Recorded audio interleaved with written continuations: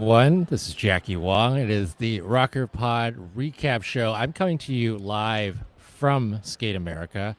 And also, I'm just watching everybody stream out right now. The first day of competition is over. And we had a really exciting pairs event and men's event just now. So I'm going to do a quick recap for you all because I'm going to have to dash over to the press conference ASAP, lest they start without me, which they probably will, which they definitely will if I don't keep this short and sweet.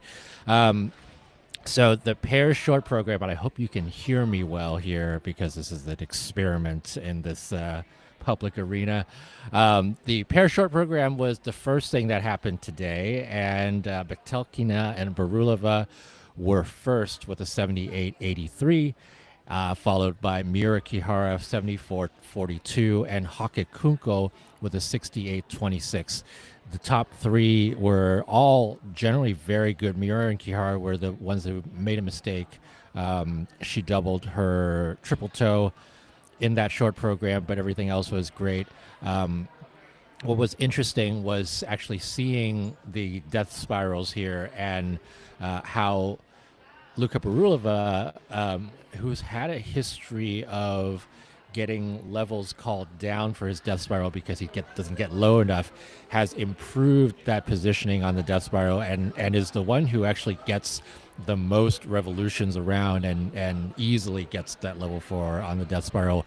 But Mira Kihara and Hake Kunko started their death spiral a little bit later than they wanted to, and so they didn't get the full 3 revolutions on their death spirals and ended up getting a level 3. So they probably ended up getting like a 2.75 of revolutions, and they're very, very strict about calling the beginning of the death spiral revolutions as when the guy is kind of in the most stable sit pivot position that he can be in. So those were the differences. I mean, Mira Kihara with a 74, had they landed their their side-by-side triple toes, they would have been more around the 79 to 80 range. And so very kind of the scoring was fair in that sense, right? Because you always think about it as what did they get versus what they would have gotten had they skated a clean program, and that difference of 5 points was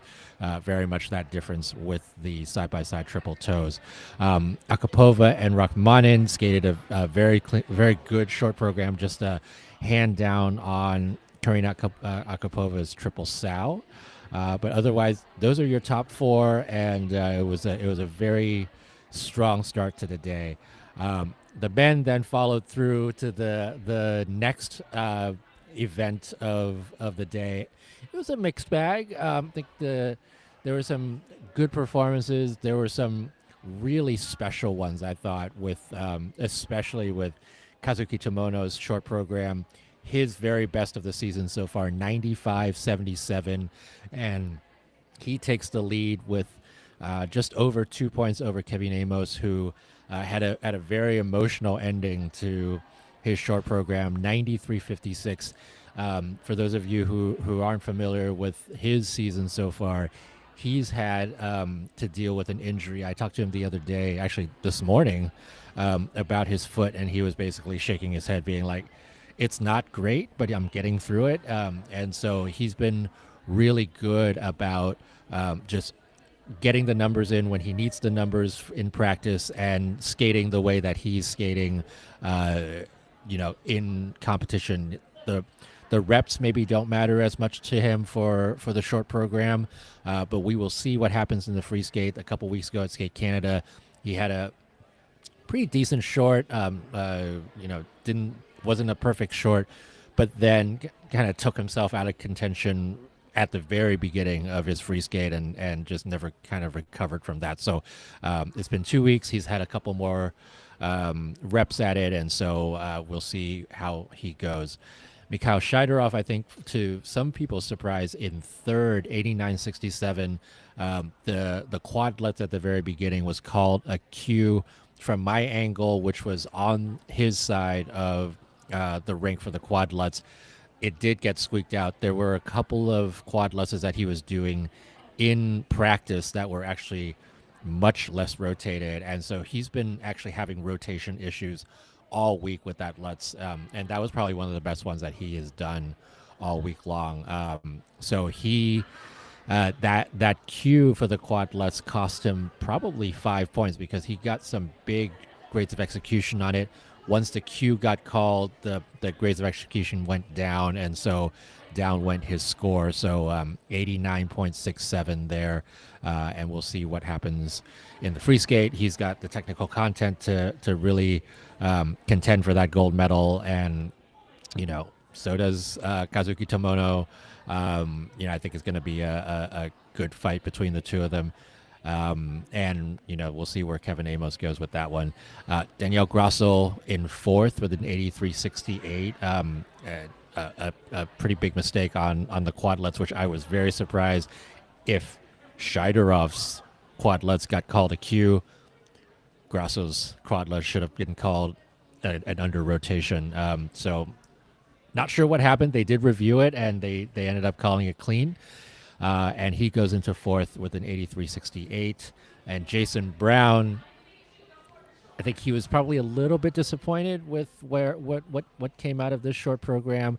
The return of River Dance for Skate America. The lore, of course, is that 12 years ago, he was at Skate America in 2013, and he he skated his River Dance free skate that became such an iconic program that he brought it back for this Olympic season as a short program. And in a lot of ways, very much a tribute to himself, but also very much for him, a gift to the fans that have stuck with him through the years, and many of them started becoming a fan because of that River Dance program.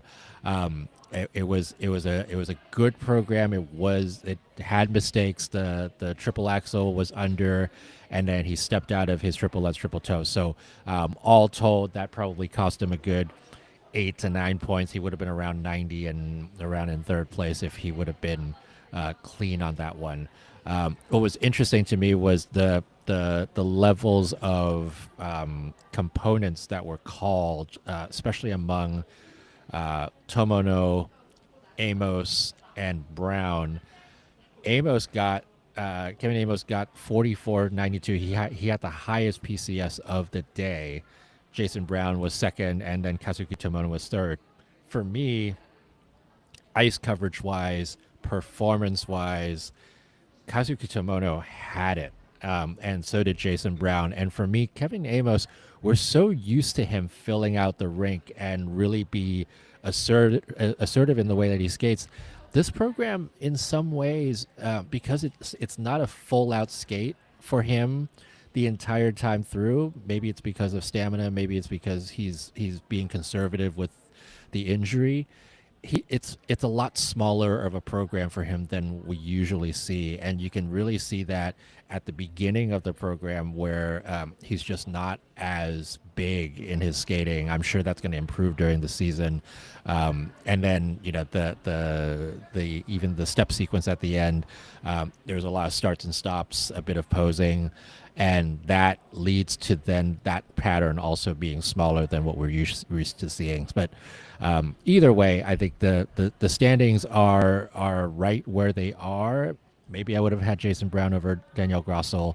I would have had Nikolai Memola over Vladimir Vintsev, but it's all fairly close at this point among all of those guys. And the free skate, buckle your seatbelts, will, I'm sure, be a lot of movement there. So that is the first day of competition for Skate America, and I'm trying to find my schedule here. So tomorrow's Super Saturday. So we've got a full set of practice at the beginning of the day. There will be no commentary on Peacock for the practices, but I believe they are streaming those.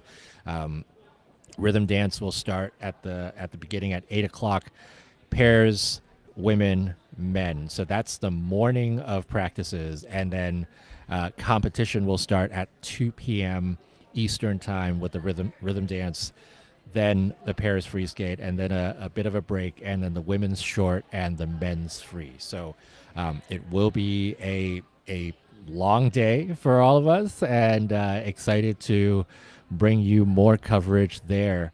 Speaking of coverage, I am debuting my special edition 2026 Rocker skating pins. So if you want to support this coverage and the wall to wall content that I am bringing you this season, please take a look at www.rockerskating.com/pins and have a look there. I always love the pins, and I always love your support.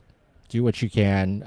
I'm grateful that you are here and listening and following. So thank you so much. Okay. I'm going to go run over to the press conference, which has probably started already. So we'll talk to you again soon tomorrow. Bye.